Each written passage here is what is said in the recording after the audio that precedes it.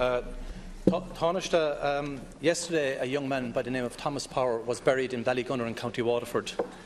He's left behind a grieving wife, Bernadette, a mother and father and two sisters, and a broader community of family and friends and neighbours. The previous Sunday, Thomas Power drove to University Hospital in Waterford, not feeling well. Subsequently, he was transferred by ambulance to Cork and died on the road to Cork by Dungarvan. And it raises many questions, Tanaiste. Now, I don't know the Power family, and I don't want to add to their grief by raising this particular issue, but I would be absolutely failing in my duty if I didn't highlight this particular case, because it needs to be addressed in the context of the broader cardiac services to many people in the South East, Wexford, Kilkenny, South Tipperary and Waterford itself. There are many questions that need to be asked, both in the context of this individual case. Was Mr Power seen by a consultant? Who travelled in the ambulance with Mr Power when he was being dispatched to Cork? And were all protocols followed in the normal procedure of transferring a patient? And that's the issue that is really needs to be addressed in the context of the individual case. A full clinical review. We need to get to the bottom of this, because the tragedy that unfolded, it must not be in vain in the context that we have to learn from this particular tragedy. The broader issue, of course, Minister, is the issue of 24-hour cath lab services and broader cardiac services in Waterford. Last year, there was a commitment by the Minister to review PCI and PPCI services across the whole country. But we still have within that review the Heritage report, which assessed the need for cardiac services in Waterford and found that there was no need for 24/7 cardiac services. Yet many clinicians who are on the front line of providing life-saving care in Waterford on a daily basis have said previously, publicly and to me privately, that patients would die if there wasn't 24/7 cardiac services in Waterford. And tragically, Tanaiste, we saw that unfold on Sunday evening outside Dungarvan. So can I ask you, Tanaiste, a number of questions? Firstly, will you ensure that there is a full clinical review of the tragic cases surrounding the death of Mr Power? And will you also accept that we now need to address the fact that there is a deficiency of cardiac services in Waterford that is costing lives, and that a full review and the prioritisation of 24/7 cardiac services be delivered in Waterford as soon as possible? 3 minutes. Deputy, I want to join with you in expressing my sadness at the news of the death of a young man who was being transferred between two hospitals at the weekend. And I offer my sincere condolences to the family. And like you, Deputy, I would not want to say anything that would add to any of the distress that his wife and family are feeling at this tragic time for them. The Minister for Health, and I've discussed this issue with him, he took a topical issue here in the House yesterday and gave as much information as he could. Obviously, we never go into the detail of individual health cases here in the Dáil, but let me address some of the issues that you raise. Of course, we want to ensure that proper procedures take place with regard to the circumstances of this tragic death. And of course that would include what you're saying.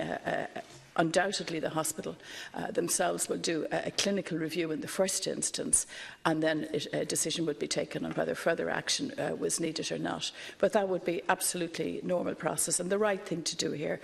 And clearly, if there are lessons, and whatever the lessons are to be learned from this, and they should also inform ongoing decisions, of course, in relation to the provision of labs such as you're discussing. Now, just to outline the approach the government took to this, in the programme for government we said that there would be a review of the services in Waterford. We had that review by Niall Heritage, who is an independent expert, international expert, cardiology expert. The review concluded that the needs of the catchment area could be accommodated from a single cath lab. However, it did recommend investment, and you'll be familiar with this, investment to improve the services there, to have additional hours of cath lab activity per week to address waiting times and to provide access for patients. And Right now, the Minister is absolutely committed to providing those extra hours to ensuring the CAT lab, the mobile lab, will be provided, and the National Service Plan of the HSE has $500,000 in it to ensure that these improvements are going to be made. I should also mention the HSE issued a tender this week for a mobile CAT lab, which will contribute on an interim basis to the further reduction in elective cardiology waiting lists. Now, I recognise, as does everybody in this House, we've had a tragedy last weekend. But the broader point that I want to make is that the provision, and Deputy, as Health Spokesperson, you would be very familiar with this. We've had to deal with this issue in relation to cancer services generally, in relation, for example, to breast cancer services. The precise location and the development of specialist services has to be based on the best clinical advice as to where those services should be placed. And we've had a lot of debate in this House about specialist services. And we know that we would be doing the very best for patients if we centralise insofar as possible, but also make sure that access is high and that there's good access for people all around the country. But we do have to make sure that the location of these PCI services is based on the very best clinical assessment. And as I said, Professor Herity did that report, and the Minister is following it. Deputy Kelleher, you have 1 minute.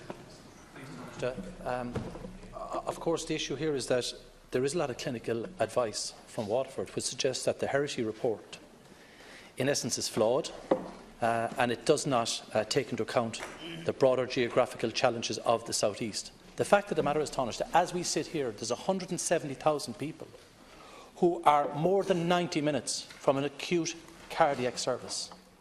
More than 90 minutes. 170,000 people. Because there is not 24/7 in Waterford.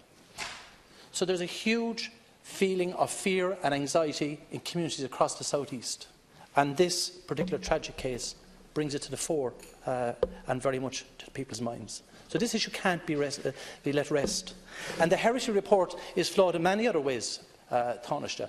But the clear issue that has been raised on numerous times are by the clinicians themselves. The cardiologists that are working in the South East have said consistently they need 24/7. The mobile lab will deal with waiting lists, but it won't deal with the emergencies that presented last Sunday evening in Waterford. So in the context of the review that Minister Harris committed to with regard to primary percutaneous primary cardiac interventions and PCIs themselves, this was committed last September. Can we now accept that the Herity report should not form any basis in that review, and it should be a full, clean sheet with regard to assessing services in the South East? Has 1 minute. Well, to say to you, Deputy, that the organisation of primary PCI centres around the country, that is a national issue. There's no question of that. And that relates to how we provide services for our entire population. And you have to take account, as I've said, we've had this debate in relation to other services. You absolutely have to take account of the best evidence available.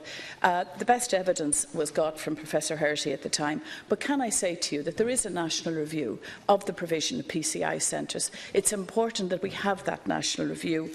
And I believe that the Herity report should obviously, that should be taken into account. Of course it should, because it's an expert report that we already have. But that doesn't rule out further developments in the Waterford area. But I think it's time for a full national review of primary PCIs. That is being done.